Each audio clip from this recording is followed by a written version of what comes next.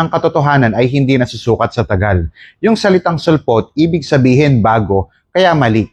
Pero ang tanong, ang sukatan ba ng katotohanan ay edad o ang tagal? O ang sukatan ay ang katotohanan ayon sa salita ng Diyos? Sa Galatians chapter 1 verse 8 ang sabi, kahit kami o anghel, kung ibang ebanghelyo, sumpain.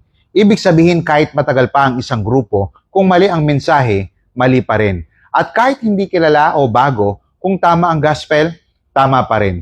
Ka-good news, hindi edad ang basihan ng katotohanan. Katotohanan ang basihan ng katotohanan. Actually, tama man.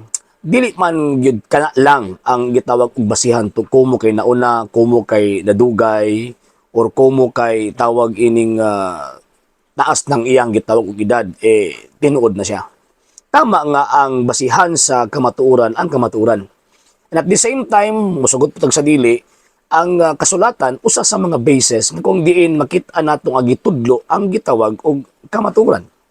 Pero di pud sab nato ma-deny, di pud sab nato gitawag og malimod. Nga diin sumala sa balaang kasulatan kining maong iglesia dili pwede nga mawa sa tanang panahon gikan sa iyahang gitawag og pagkatukod. Ngano man kay mismo sa pulong sa atong Ginoong Jesucristo, Saint Matthew chapter 16 verse 18, ingon pa sa atong Ginoong Jesucristo, et porte enferinon prevalibont adversus iam. Even the gates of hell shall not prevail against it.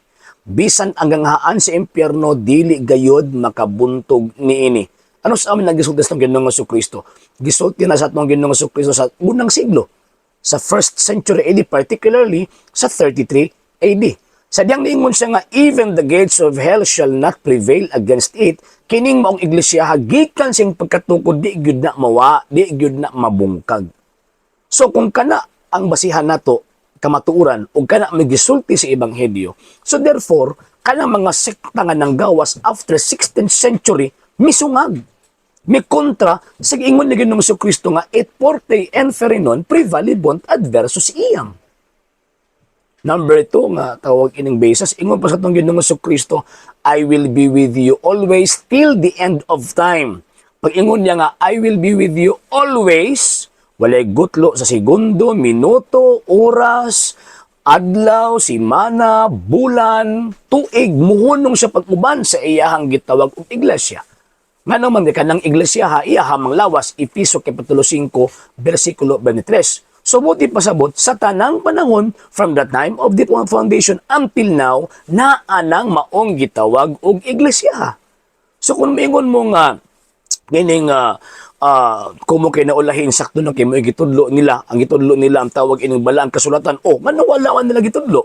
Ang St. Matthew chapter 28, verse 20. Nga, kining mo iglesia ha, existido sa tanang panahon from the time of the foundation.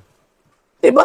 So kung kontra sila na, kung muingon sila nga tinuod ng mga sektang ng gawas after sa 16th century, mahimong bakako ng Kristo.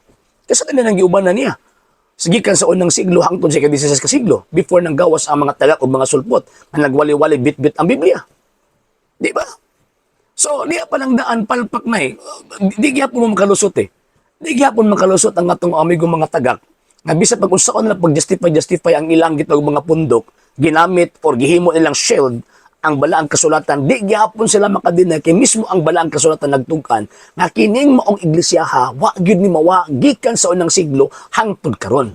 So, kung mauna ang gisulti sa ebanghelyo, si bisan kinsa nga mo kontra na igo sa gisulti ni San Pablo nga bisan kami o sa kanghel magtudlog ebanghelyo nga lahi sa among giwali ipatuglo. Di ba? So kanang mga pundok karon nga mga sulpot, tama gani, admitido sila nga sulpot. Nga kuno nagtudlo ko ng mga ebanghelyo na may mga kamatuoran nga ilang gisulti. Pero kanang mga kamatuoran nga ilang gisulti, kinopya po na nila. Pero most of them, ang ilahang mga pagtulunan, inimbento og super pod sa ilahang kaugalingon or personal opinion or interpretation. Kaya ang simbahan ng Kristo, teacher, baya, di ba? St. Matthew chapter 28, verse 20. Tudluin sila sa tanang nga akong gisugo ninyo. O niya pagkahuman ang katumagipang sugo, gipadala. Sila kasi may nagpadala nila. Mamaya gisulti sa ebanghelyo.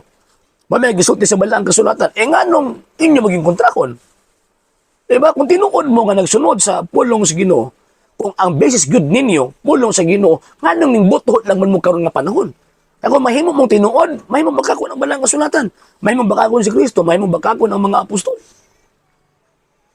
Dili pwede nga mawala ang iyang iglesia. Nga naman kay ingon pa ni San Pablo, 1 Timothy chapter 2 verse 4, katuyuan sa Dios nga ang tanang tao maluwas ug masayod sa kamatuoran. Ug kanang kaluwasan ang simbahan mo'y nagbit-bit ana.